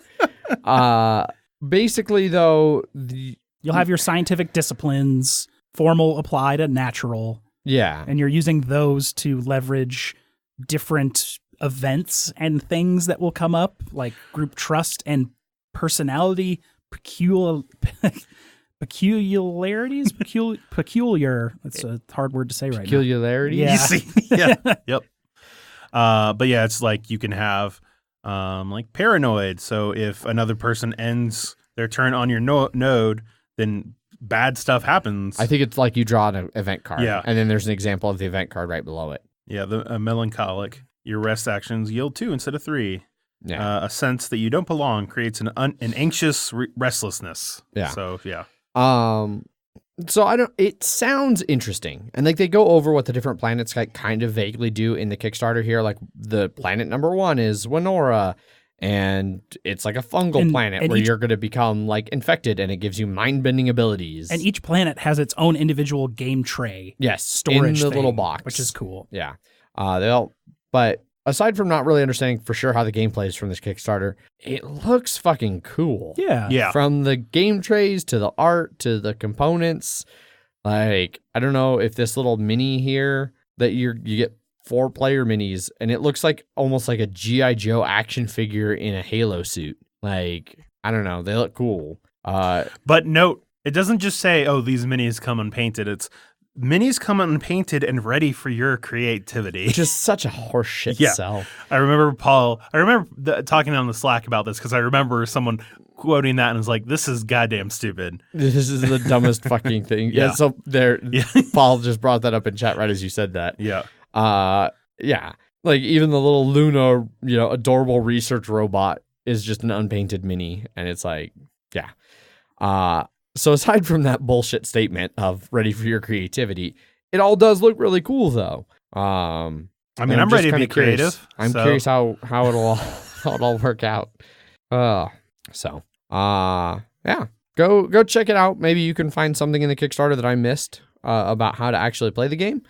I mean, there's a beta rulebook and then also like a how to play video. I'm not going to read a rulebook for a game I don't own. I don't read the rulebooks for games I do own. That's very true.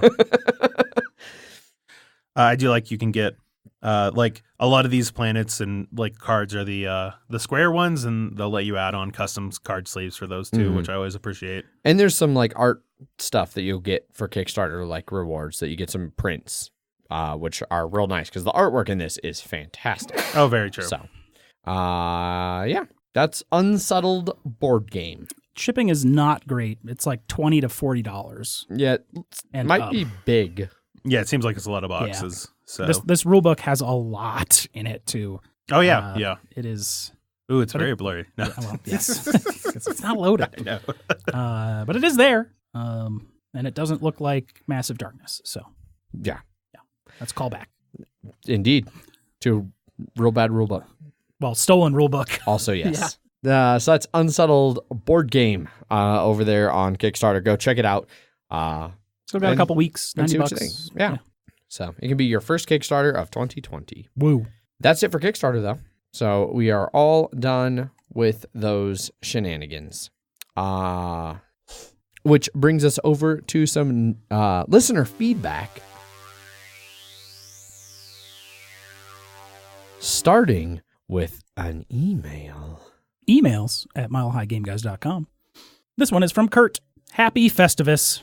No emails again this week. That wrong must be righted. Love the podcast. I grew up near Castle Rock, so the mixture of Broncos news, sigh, and board game banter is pure excellence for me. Love the takes on games played, high snark Kickstarter analysis, and general good vibes. Keep up the good work, gentlemen. Kurt. Well, thank you. Yeah, thanks, Kurt. We will definitely keep up the amount of work that we are doing. That is for sure. Broncos news. We won again today, though. Doesn't matter. And it's just a worse draft pick at this point, isn't it? Yes. You're definitely not wrong there. But we're also in that weird spot where like it plus or minus a couple isn't going to matter. Okay. The important thing to note is that Drew Lock looked really good again today. Granted, it was against the Lions, so grain of salt. That's the rookie quarterback, right? Yes. Okay. And more importantly, the Broncos are 8-5 since starting the season 0-4 under Joe goddamn Flacco, whose previous team, the Ravens, after cutting him loose, have locked up home field advantage throughout the playoffs. Wow. So their rookie quarterback is definitely winning the MVP, and it's not fair. They gave us Joe goddamn Flacco, who no Bronco fan wanted.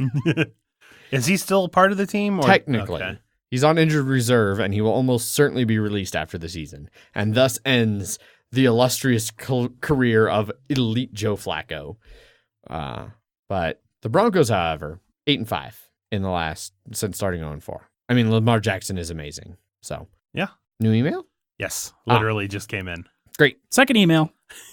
Hot off the presses. Right at the buzzer. Hot off the internet email. hot off the email presser. This one is from Boyd. Titled Influential Games. I enjoyed the most influential games episode. Clearly, Adrian needs a heavy Euro version of Zombicide. Not sure what that would be. Yeah, I don't know. We may never know. The problem is like zombies are the ultimate like cheap theme, and I either like things with like good, rich, deep themes or just no theme at all. So pasted on theme doesn't work as well unless it's trading in the European or in the Mediterranean or farming in Europe. Yes. Mediterranean became European in my mind. How about zombie trading in the Mediterranean? Like it's after the zombie apocalypse is thwarted, Yeah. and so everybody has all these zombies, and they're like, what are we going to do with them? Well, Pandemic I like your Legacy Season 3. I like your zombies more than I like mine, so let me buy your zombies and I'll give you my zombies. You can put them in game shows, Yeah. make them collect carts at the grocery store. It's this is the Shaun of the Dead 2 Yes. situation. I don't like it. It's not what I like about zombies. The ending of Shaun of the Dead was not the strong point of Shaun of the Dead. Boyd continues. I'm too lazy to list 10 games, but I owe a gift of Catan 6 years ago to getting me into the hobby. Catan has done that for a lot of people. Yes. Yes. Bless you. I saw on Facebook in one of the board game groups that somebody was asking if there was a Catan legacy, and like they were like, I feel like there should be, and maybe I just missed it. So is there one? And Magikoro Legacy. Everybody was like, no. Magikoro Legacy. Yeah. Rolling dice and getting stuff. The game. Yeah. Fair enough. Yeah. But yeah. So I bet they could make a good Starfarers Catan legacy. It's got that space theme. It's got a bunch of planets that can have different numbers and stuff on them. Pirates terraforming ice planets, encounter cards. I mean, I'm sure with all of the shit Catan has released, they could find a way to mash enough of that into a legacy game. Yeah. You know, like you start off on the island. It could be what Seafall should have been.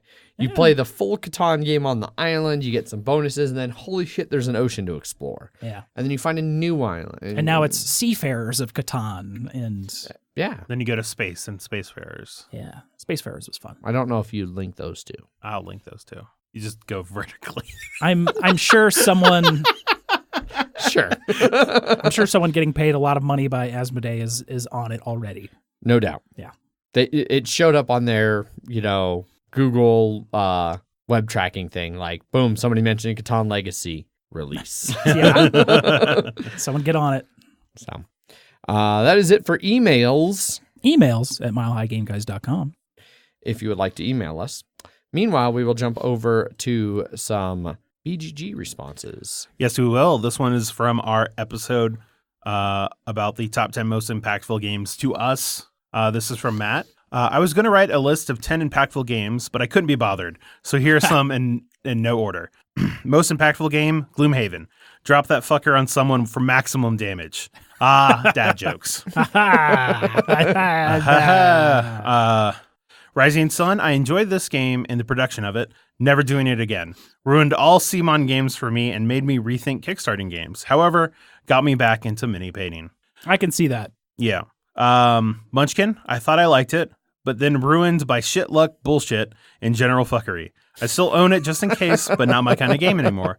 This is like the inbred, red-headed cousin of board games. We all have one, and we all acknowledge them, but you don't want to invite them to dance. Okay. Pandemic and Pandemic Legacy. Pandemic really brought me into the board gaming hobby, and my wife just loved it. So naturally, I wanted more Pandemic in my life. Pandemic Legacy just blew us away with the narrative and evolution of the game. Never saw that in a game before and was amazed by it. Yeah. Lastly, Star Realms and Hero Realms. Love the app. Love the deck builderness. Want to play more of it all the time with anyone who will sit down with me. Cheers, Matt. It's like what I've been doing the last 2 weeks at game night. Yes, you have. I've played like 5 games of Star Realms in Yep. 2 weeks. Yeah, you have. But that's it for BGG. Indeed. And nothing from our Feast for Odin BGG thread? Nope. Nope. No? No, none at all. None. It's weird how there aren't any responses to our Feast for Odin BGG thread. Yeah, weird. It's the oddest of things. That BGG thread that totally exists, right? Yeah, of course. Yeah. Okay. At some point, like, in terms of Dr. Manhattan, yes. I see all points of time. Maybe it'll 19 something and I'm watching The Last Star Wars. It is later and I'm watching The Last Star Wars. Yep. It is 2017 and I'm watching The Last Star Wars. final 2019. Star Wars movie. Final Star Wars. Anyhow, that's all the listener feedback we had for this episode. Indeed. If you would like to get in touch with us and hear us recite the words that you send us on the show, you can get a hold of us in multiple ways. You can send us an email. Emails at milehighgameguys.com. You can find us over on Facebook and Instagram, both at MHGameGuys. Yes. We also, There's a ton on the Instagram now. yeah, Jeff's been going crazy on Instagram. Yep. He's going to be Insta famous soon. Yeah. We are also over on Twitter where I tweet under at MHGameGuys. I am Zach_MHGG. I am Jeff_MHGG. And we have our website, milehighgameguys.com. It breaks the MH Game Guys tradition. Correct. But milehighgameguys.com, you can see weekly episode posts with links to all of the news and Kickstarter items we talk about and things like that. Yep. Mm-hmm. Yeah, definitely. Continue. There's also links to our BGG guild over there, guild number 2731, where there are often weekly posts about what we're streaming and or playing and or discussing on the podcast, as well as like posts for previous episodes so you can come back and give us your thoughts after you listen. Also on the website show notes, there's a link to our Slack channel. Slack channel is the number one way to interact with us, many of our local friends here in Denver, even ones who don't listen to the show, as well as all of our most avid and obnoxious fans Across like the Boyd world. and Ofer. Alex from France. Alex from France. Alex from France isn't obnoxious though. No. I was specifically going down the obnoxious I list of see. fans. Oh, gotcha. Hot Hands Luke, you have no excuse. You need to go join the Slack channel so that when I'm at the grocery store and I see Hot Hands hand warmers and I send the picture to Slack, you can see it. Because it's not as fun to make fun of Hot Hands Luke when he's not even there to appreciate that he's being made fun of. We're just letting you know we're thinking about you. Yeah. So, yeah, those are all the myriad different ways to get in touch with us. I don't think I missed any. Did we do Twitch? Not yet, because Okay. that's the ways to get in touch with us. Okay. If you would like to see us in action, you can follow us on Twitch and catch the live streams. Twitch.tv/MHGameGuys. We do live plays on Friday evenings. We do our Wednesday recording on Sunday evenings. And every once in a while, we mix in other things throughout that. Maybe I'll feel squirrely and we'll do a Christmas stream in the middle of game night. Oh, boy. Oh, God. With everybody here, and you'll get a no. real feel. We'll just turn on all the mics and let people go wild. Oh, Leave the God, door no. open, No. just people in and out. No, we will lose so many people that way. It's already a pretty low amount of people. I mean, Yeah. you know, we could lose like 50% and it'd be like, 2 people left. Yeah. I'll just get a new phone to start streaming. Yes. But yeah, that's how you can watch us do our shenanigans. Twitch.tv/MHGameGuys. As always, we would like to thank our sponsors, Gray Fox Games. They are going to be sending us a big batch of new games for us to play and review, including their most recent major Kickstarter, Reavers of Midgard, and their latest little game in the social sloth. Social sloth line, draw your own conclusions, which if I can find a way to make that stream work, I really want to see cooperative telestrations with us and some of our ridiculous friends on air. I just got to figure out a way to actually make it entertaining for viewers. I mean, you could just rather than just see us like draw on little things and not. I mean, you could just do regular telestrations. I mean, that also. I feel like this one might work better because I feel like you're everybody's drawing on like one specific thing. So you'd be like, I do my draw, show it to the camera, and then draw, and then draw, and then like I don't know. Well, that you just sort of. I mean, it takes like 5 minutes for everybody to draw or whatever, and then you're like presentation time. Yeah. So I don't know. We'll see. But they're going to be sending us a bunch of those games. So some more streams coming from Gray Fox and some of their games. Luckily, games that we're interested in playing. We were like, hey, you're our sponsors, and we want games from you. Yeah. Because those seem like good games. So We don't get the bad games. no. Well, sometimes. Anyhow, Jeff, do you have a prepared statement regarding our sponsorship? Yes. I mean, sort of. Gray Fox Games, quality games cleverly crafted. Also, there's no such thing in the world as absolute reality. Most of what they call real is actually fiction. What you think you see is only as real as your brain tells you it is. It's not whether you are right or wrong, but how much faith you are willing to have. That decides the future. Sure. Yep. I don't see why not. Sounds right. It tracks. Yep. We're in the Matrix. If only. I could fly. And that means we could leave. All right. Well, thanks everybody for tuning in. As always, I have been your host, Adrian. I am still Zach. And I'm Discard a Card Jeff. Bye. Bye. Bye.